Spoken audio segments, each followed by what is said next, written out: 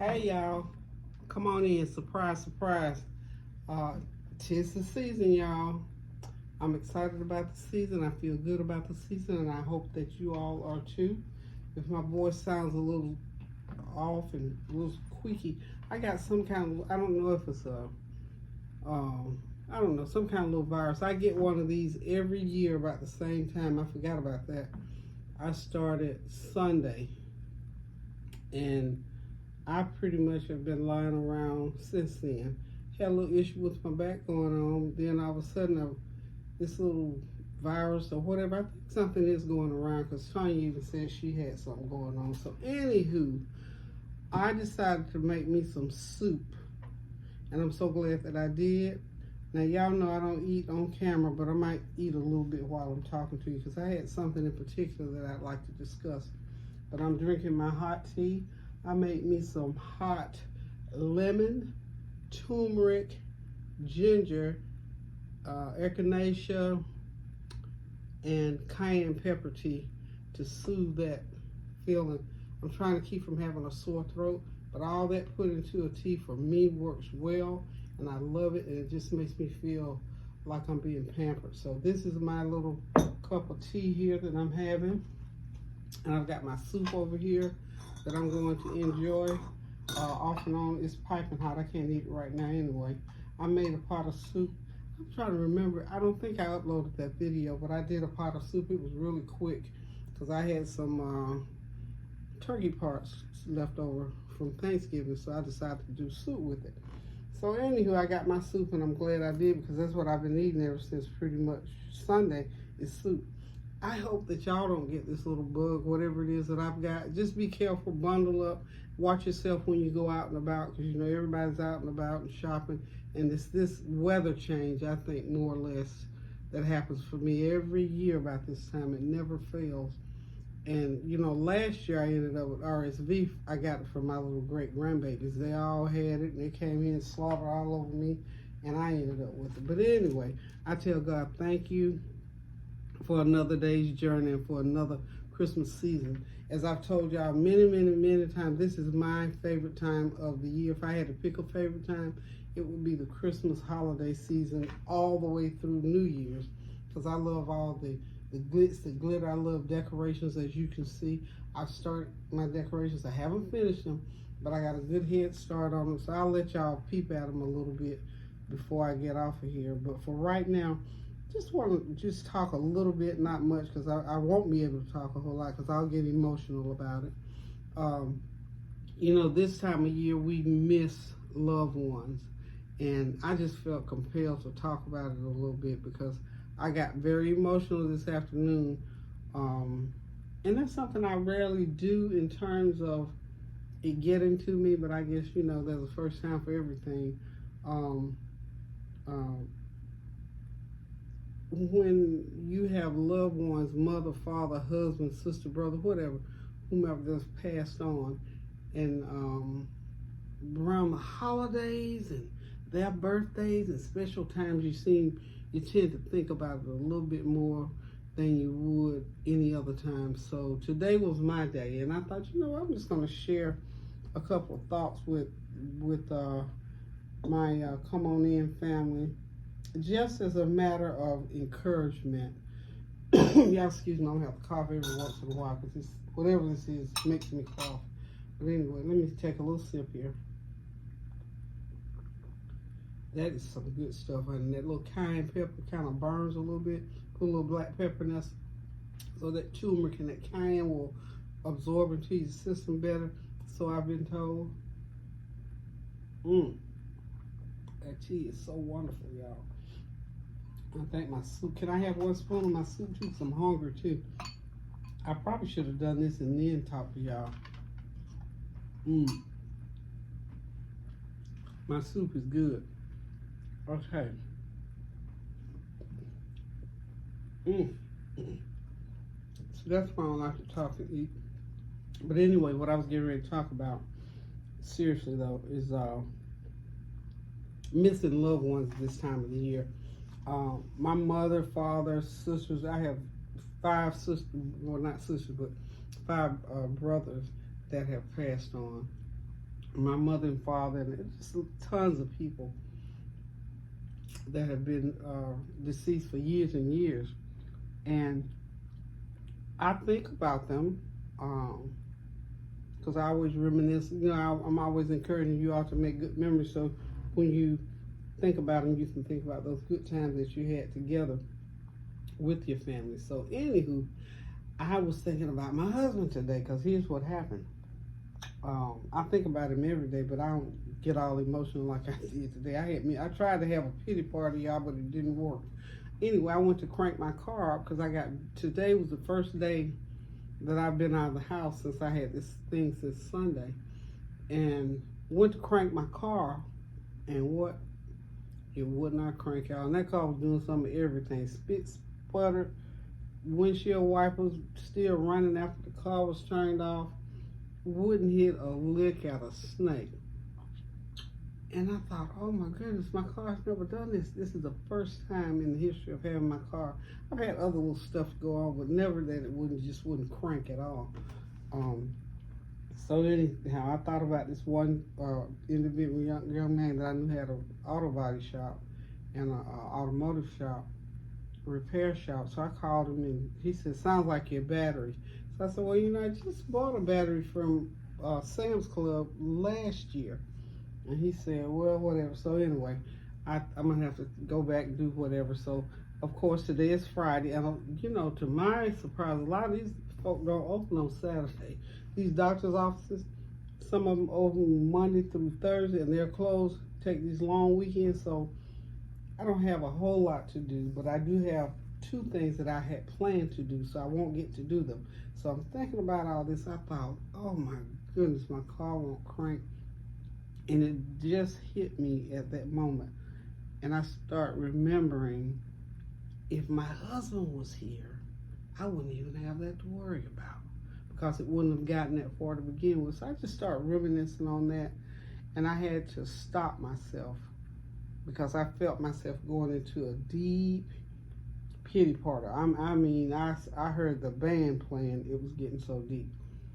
And so I had to remember that scripture that says, weeping may endure for a night, but joy comes in the morning. And I had to start, get myself together, sitting in the car. I sat out there in that cold car probably for 30 minutes, fooling with the car, just thinking and praying about how easy it is for those things to overcome you. But if you know the Lord, He will come and rescue you. And so that's just exactly what happened. So I just want to encourage you. I'm not going to go into great detail or anything like that, but just suffice it to say, I know that some of you probably will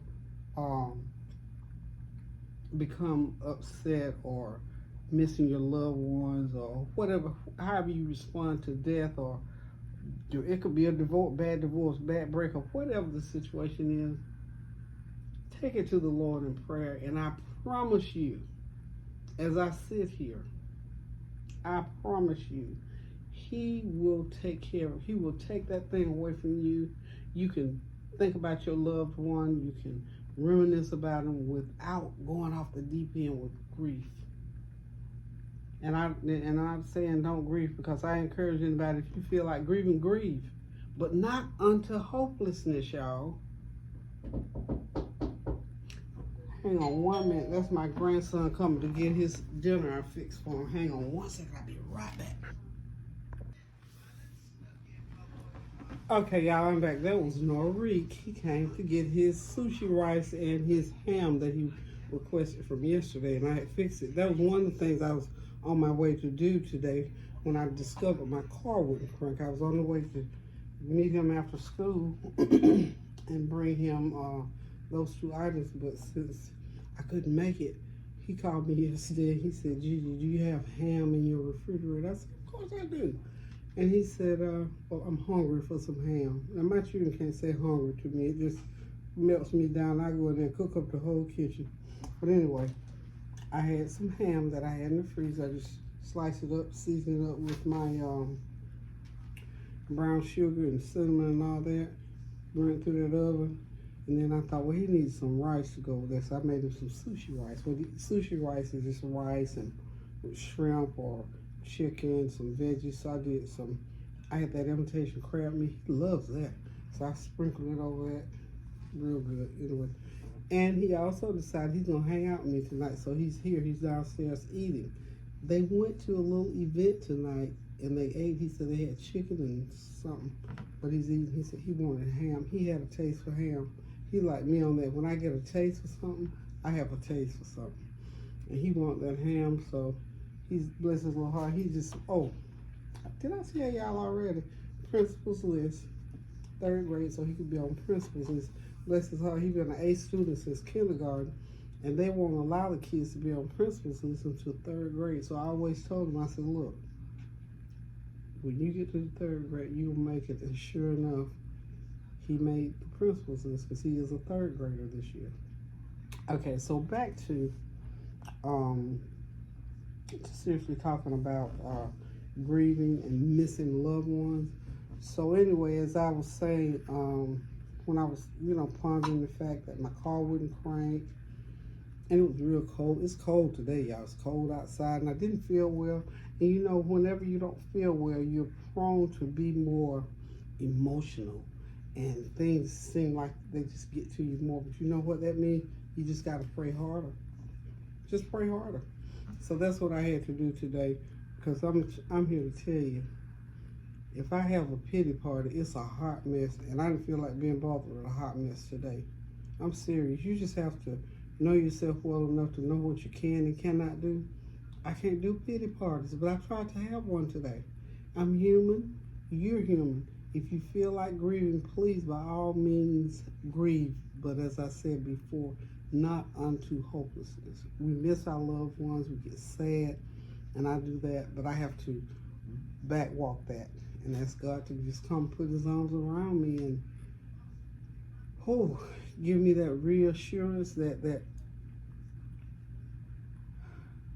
blessed assurance is all I need to get it back. And one of the other things this week too, I guess why I was so emotional, a good friend of mine, and we weren't bosom buddies or best friends or anything, but you just met somebody that you just really hit it off with and just really liked. We were acquaintances in the community, and we did a lot of community stuff together. And we meet up at different activities at the Arts Council and so on and so forth. And she was my girl. She was a nice young lady, beautiful young woman, very giving, big-hearted. She passed away in her sleep this week.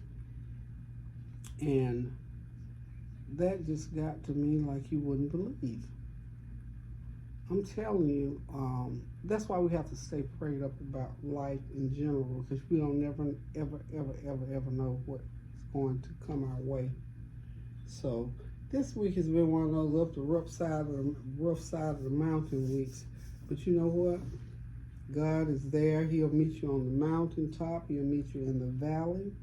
He'll meet you anywhere that you call on him to meet you. And he's met me a few times this week through this little virus thing, through the backache, through the car situation, through my friend passing away, and just things in general, and the world, the things that are happening in the world. And then, I heard about that school shooting out in California, and then in Sudan, those children being displaced in Sudan. So all of these things come upon us, and we have to we got to find somewhere to put them. Take it to the Lord in prayer. I thank God for Jesus. I thank him for his grace and for his mercy, and I thank him that he provides a place for us to put these things. And that's what we have to do, because if we don't, they overshadow the good that we could do. Remember that scripture in the Bible where Paul talks about the good that I would do, I don't do because of whatever is plaguing him or something. That's just me paraphrasing. But we have to find somewhere to put our trials and our tribulations, and we have to put our trust in God that he can take it. He said his yoke is easy and his burden is light. So we have to learn how to put those things there. We have to learn how to stand and endure and withstand and make it through these things, because he never told us that we weren't going to have some hard days. And that's why it's so good that God put his word, he left his word here for us to have, so that we could just have something. He just put certain things here. He left those things here for us to be able to fall back on, to run to. I run to the rock. I look to the hills from whence cometh my help. My help comes from the Lord. And we have to know to go those places when things get rough, when they get hard, no matter what it is. Nothing is too big or too small for God. We just have to learn how to trust him enough to take it there to him. And always pray his will be done on earth as it is in heaven for anything that we come upon on this earth. But I just wanted to share that because it blessed me so much when I thought about that scripture that weeping may endure for a night, but joy comes in the morning. And at any given time, those situations can come upon you. And again, we have to have somewhere to put it. I want to share just one more thing that blessed me as I was listening to my, if I can't remember, if these little feeds come up, it might have been one of those reels things, excuse me. This young woman was on there, she was talking, and what she was talking about was self-care. And I suppose, and I don't know, I didn't even get her name. I just stopped as I was cleaning my room and trying to get rid of some clothes this morning. She was talking and I just kept letting her say it over, and I must have listened to that same message 50 times because it was blessing me so good. And I thought, thank you, Lord, social media is good, has some good qualities, but it also has some of these things that we don't need in our lives. But we have to be wise enough to, like one of my pastors, Pastor Bill, used to say, chew the fat and spit the bones. You have to be able to do that with things that we hear and things that we see at times. So what she was talking about was self-care. And she gave 3 things, and then she expounded on each one of the 3 things that she said. She said one thing that you need that is paramount in your life is sleep hygiene. And I thought, wow, that's a good way to put it.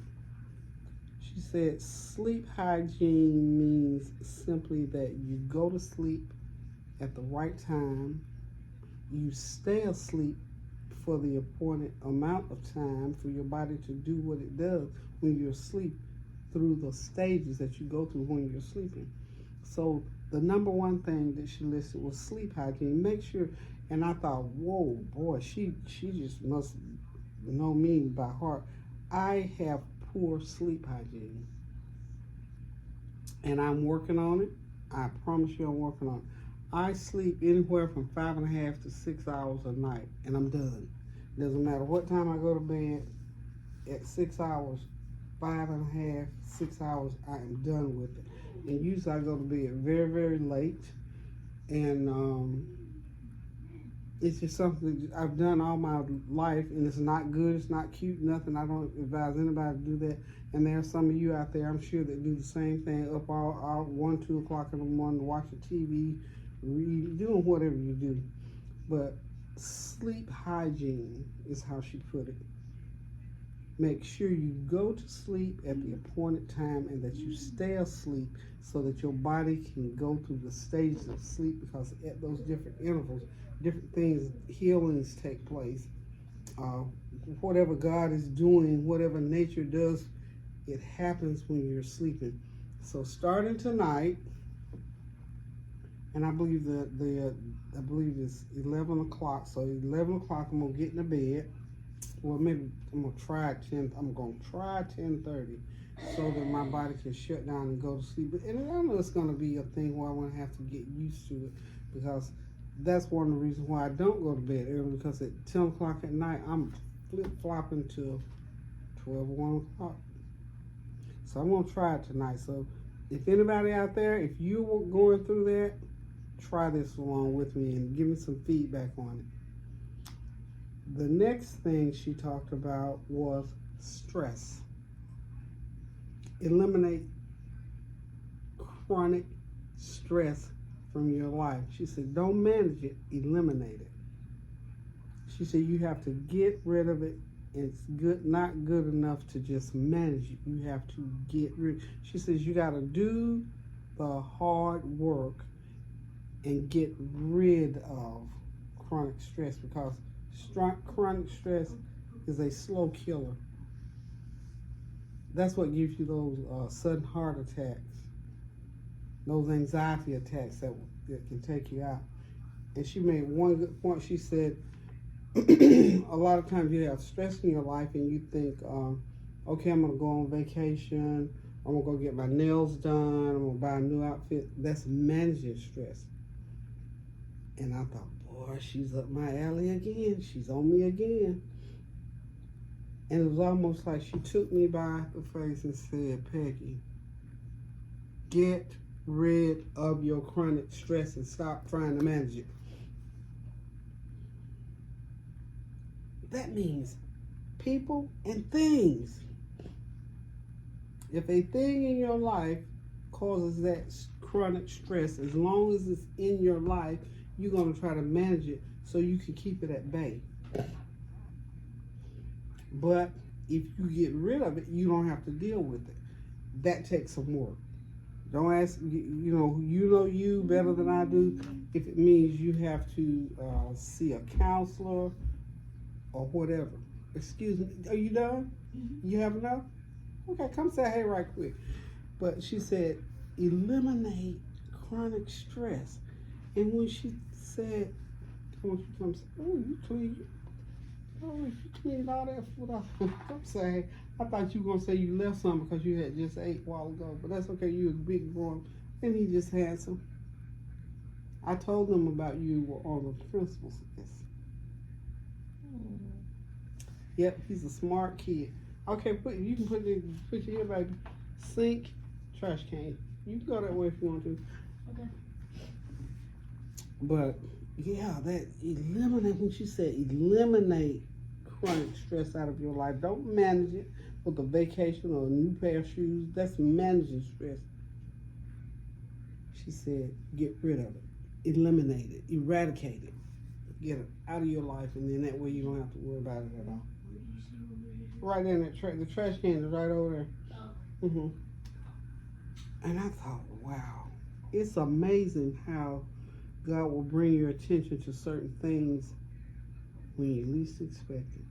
I was down in that bedroom. I had done all kinds of things this morning, and my phone was on. I had just laid on my bed while I kept doing what I was doing. And that young lady came on, and I began to listen to her. And I'm serious, I probably listened to her, that thing about that, what she was saying, her podcast.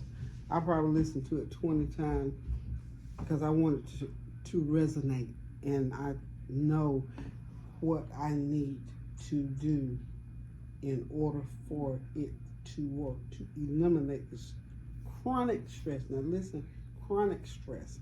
Chronic stress is that stress that is in your life that plagues you day after day after day, and you don't want to do it, you do it anyway. So, whatever you have to do, that's part of your self-care. And the last and most important one that she placed the most emphasis on is purpose. Find your purpose in life. And I thought, well, I'm 75 years old. If I don't know my purpose by now. But then what she said your God-given purpose. Find out what your God-given purpose is. Because here's the deal. And I thought, well, I know what my purpose is. Blah, blah, blah. And it's like she said, and she was on the phone, she said, find your God-given purpose. Because here's the deal. What I saw out of that was, if you don't have all of this chronic stress in your life, then you can work your purpose. If you know your purpose is to be a school teacher, a doctor, lawyer, whatever, go work in the community, whatever. But if that chronic stress is keeping you from doing that, then you haven't truly found your purpose, because you're doing everything else but working that purpose. I said, okay. She said, yes, ma'am. Work your God-given gifts. God has given all of us gifts in our life to work. Now, some of us work them. I'm sure at some point I've hit on mine, and I know where they are, but we don't exactly know why we can't get to the end of them, or why we can't finish them, or why we can't use them better because of that chronic stress in our life. We're allowing those things in our lives to play out more than our purpose. So I just thought those three things were just really good. I don't know exactly who out there can use them, but I tell you what, I am, because you know what? And don't overthink it, because I just sat down and I thought, you know what? The things that I want to do in life that I haven't done, that I know I could do, that would help some people, even my own self, I know what they are, and have known all this time. One of the things, that cookbook I've been promising for the last 5 years. I want to do that cookbook with a perfect fashion. But I allowed everything else to get in the way of me doing that cookbook. I even took it off the table. I used to keep it sitting on the table. When I start writing on it, I've taken it off the table. I know exactly where I've put it, and it's coming back out of the basket, back on the table. And one of my dear friends who has written 8 books, guess what? She said, Peggy, I'll help you write that book anytime you want to. How about that? So I have no excuse not to.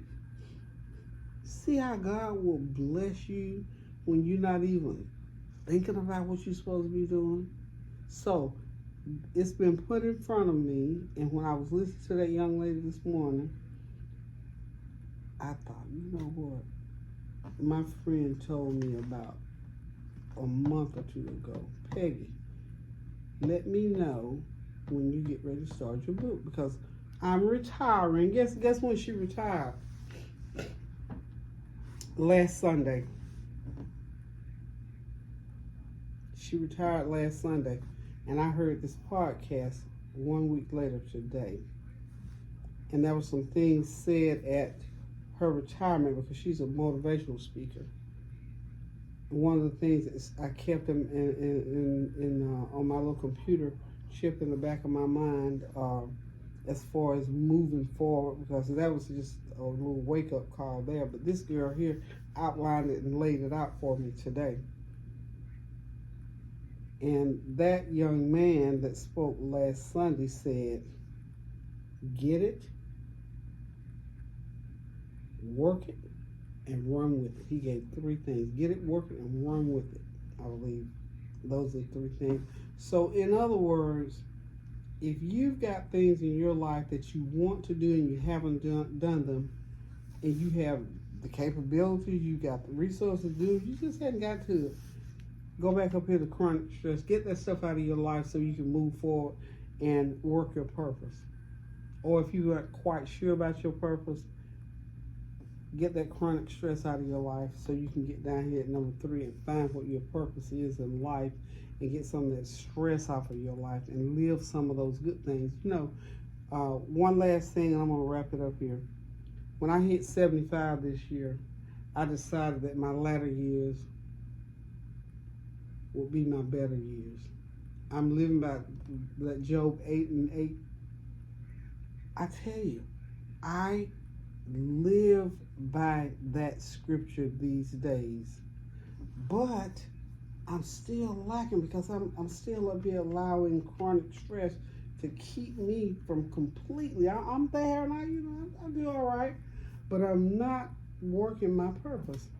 So all of that to say this: if you are interested in your latter years being your better years, or living a chronic stress-free life, you gotta get to it. You have got to get to it. You got to see it for what it is, and you gotta say to self, get in the mirror, that man in the mirror, get in that mirror, and begin to speak those things. And if you're not there yet, then you got to begin to pray about it. I always say pray without ceasing. I pray about everything.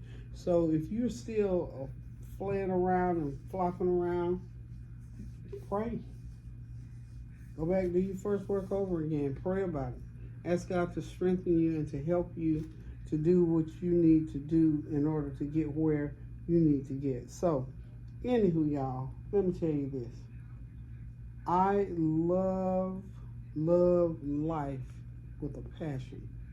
And I want to live my life to the fullest, and I want to do what I can to help somebody else to live their life to the fullest. But you can't do that for somebody else if you don't have your stuff together. So make sure you go back over those 3 things that I gave you. That sleep hygiene means getting to bed at a reasonable time, getting that rest, staying in the bed, staying asleep, eliminate chronic stress.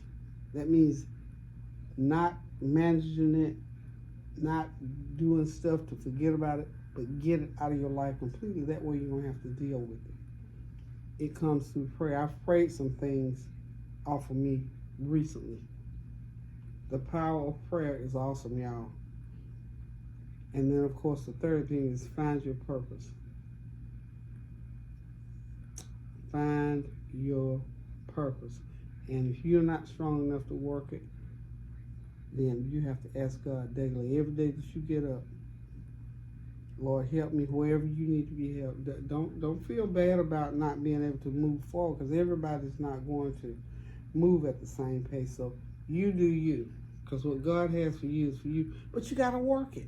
Faith without work is dead.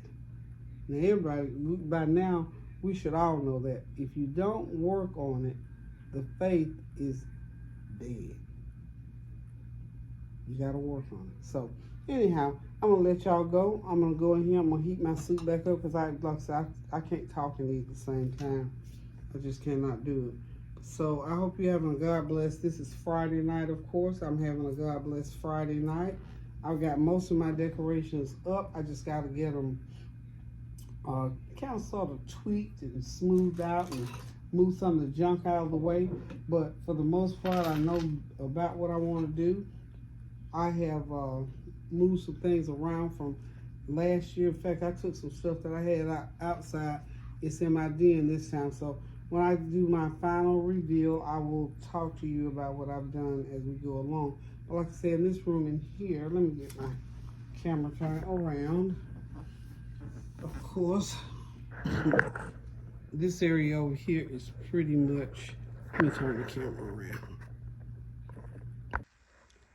Okay, y'all, as I said, this area up here is pretty much finished. I've got to tweak it, just straighten up a few things. I got to hang my stockings up here. Got to figure out where I'm going to put them first. And I went and found one more Santa. I got to place him somewhere because I haven't collected one this year. So if I find me another Santa, I'll purchase. I like to try to get the bigger ones. But anyway, this room is like I say, it's pretty much finished. I got found my Joy to the World little scroll there. I love that little piece right there. But this is pretty much what it's going to end up being in here. Downstairs, not going to do a whole lot. Just one thing I'm working on that I think that I had not shown. Well, you know what? I showed y'all one day.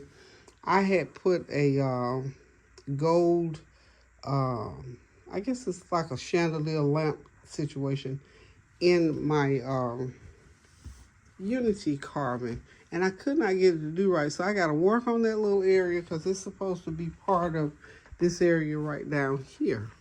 So it's all part of that. So I got to work on that, and then I'm going to do my Kwanzaa. I started on my Kwanzaa table. I pulled out all my things for my Kwanzaa table pretty much. So I got to put the Kwanzaa table together and get that going. And then once I get that Kwanzaa table going, this room will almost be finished. I'm going to leave that pretty much like it is, except there's a couple of things on this end of the room that I want to switch out. And once I do that, y'all, I'm going to be out of here. I've already started wrapping gifts. You see, I got some gifts over there on the sleigh. So we're pretty much wrapping up. My son's going to be here this weekend, so I need to get this stuff put together so they won't be tripping and stumbling over Christmas decorations and gift boxes. So anywho, y'all, one more time, love you guys. Pray without ceasing. Do something kind for somebody and get into this Christmas spirit, y'all. Buy a wreath, buy a Christmas tree, some jingle bells or something just to get into the season, because 'tis the season to be excited, happy, jolly, all that good stuff. So what can I say? I got to get in this kitchen and find me something to eat. So till I decide to cook again, love you guys. Pray without ceasing. Do something kind for somebody. Go ahead and get your Christmas cards started until I come back again. And I promise I'm going to try to have all of this pulled together. And we're going to be probably eating a sandwich or sipping some eggnog or something like that. So love you guys. Toodles.